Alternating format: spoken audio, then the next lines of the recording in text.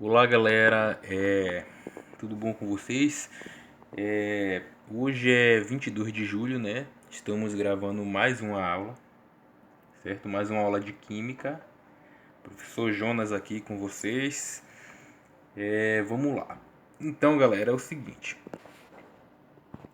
Nessa aula de hoje, para a aula de hoje, vamos precisar do conhecimento da aula de ontem, certo? Fazendo uma breve revisão bem rápida da última parte, né? De um pedaço da última aula, né? Sobre tabela periódica. Lembrando que tabela periódica é importante, né? Bom, é o seguinte, a tabela periódica nós temos os metais, né? Esses em amarelo. Nós temos aqui em rosa, né? Meio avermelhado, meio rosa, os ametais. Aqui, essa coluna em azul, os gases nobres. No meio eu tenho, em verde eu tenho semi-metais, ok, gente? Lembrando, outra coisa importante, eletronegatividade. O que é eletronegatividade? Tendência em um átomo em atrair elétrons. Quem atrai mais elétrons? Os elementos que estão à direita, os elementos que estão à esquerda da tabela periódica. Os elementos que estão à direita. Esses caras são mais eletronegativos do que todos esses que estão à esquerda. Então, os ametais são os elementos mais eletronegativos da tabela periódica. Ok, gente? Sendo que o trio parada dura, o trio fantástico aqui é o FON, F-O-N. São os mais eletronegativos de tudo. São os porradão, os miseravão, são eles três. Certo? Então, eletronegatividade. Esses são mais os ametais são mais eletronegativos do que todos, certo?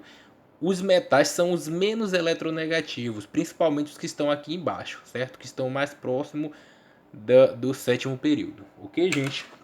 Outra coisa importante é saber a família. Nós sabemos que a família A, né? Família A, quais são a família A? Esses dois aqui, pula isso tudo e aqui tudo, ó, daqui para cá. Então, esses aqui, ó, daqui do boro para cá e essas duas colunas aqui são família A. Aqui no meio é família B. Então, lembrando que a família A, somente quem tem família A, vai indicar a quantidade de elétrons que tem na última camada. Por exemplo, o carbono é da família. Qual é da família A? É. Qual família A ele pertence? Deixa eu ver. 1A, 2A, pulou 3A, 4A. Então ele tem 4 elétrons na última camada. Professor, é importante eu saber a quantidade de elétrons na última camada de um átomo. Por quê? Porque vamos entrar em ligações químicas.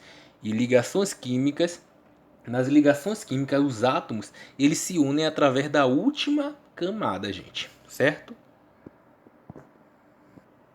Então, vamos lá para ligações químicas. O que são ligações químicas? As ligações químicas são uniões, certo?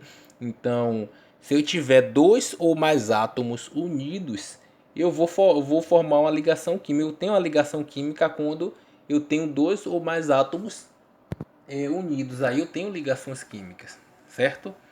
Ah, professor, se eu tiver um átomo de hidrogênio com outro átomo de hidrogênio unidos, então eles formam uma ligação química? Formam sim, precisa ter pelo menos dois átomos para formar uma ligação química. Ok, gente? Na ligação química, ó, observação, a matéria passa por uma transformação, certo, gente? Então, se eu tenho um átomo, certo? Um átomo aqui, e eu tenho outro átomo, eu tenho átomos diferentes, eu posso uni-los e transformar ele em um material totalmente diferente. Professor, como assim, professor?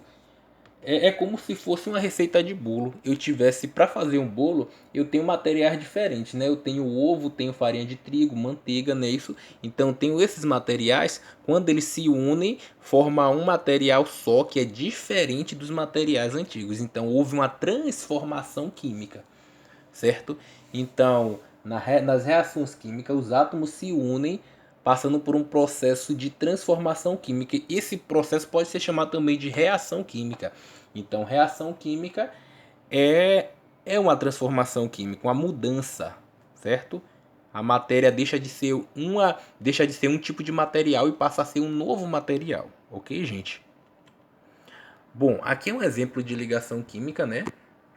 Aqui nós temos, observe o exemplo. Eu tenho hidrogênio, né? E eu tenho oxigênio.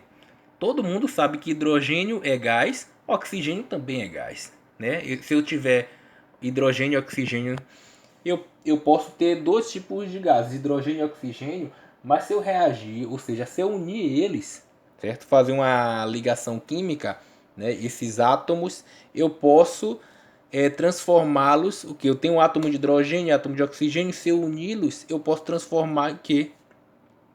H2O. Lembra lá, H2O é a fórmula da água. Então, se eu tiver hidrogênio e oxigênio, uni-los, né? Um hidrogênio e um oxigênio e dois hidrogênios, unidos através de ligação química, eu posso formar a água, por exemplo? Sim, pode. Ah, professor, beleza. Então, eu tenho coisas diferentes, materiais diferentes. Eu tenho um certo tipo de materiais se transformando em materiais diferentes do que eles eram, certo? Hidrogênio puro é água? Não. Hidrogênio puro não é água. Oxigênio puro é água? Não. Agora eles unidos se transformam em água. Olha que maravilha. É como se eu tivesse materiais, certo? Para formar um bolo depois, uma coisa diferente.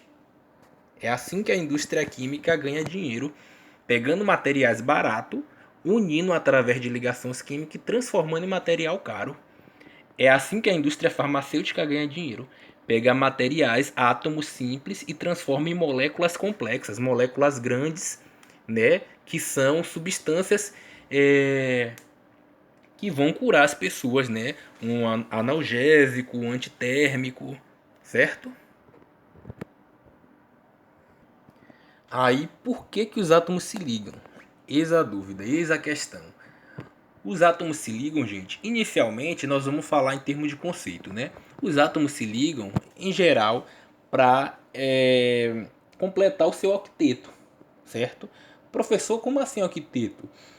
Todo átomo, gente, ele precisa ter 8 elétrons na sua última camada para ele estar satisfeito. Pô, professor, como assim?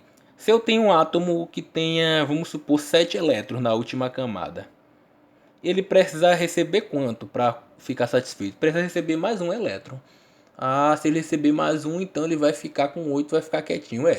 Mas esse um elétron que ele vai receber, ele vai precisar de outro átomo para poder emprestar para ele ou dar esse elétron. Vai ter que pegar de outro átomo, certo? Ah, beleza. Então é assim que acontece a regra do octeto. É um querendo pegar o elétron do outro. Agora, se eu tenho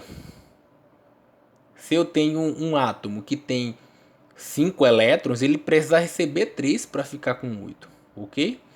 Professor, quem são os elementos que não precisam de elétron nenhum para ficar satisfeito?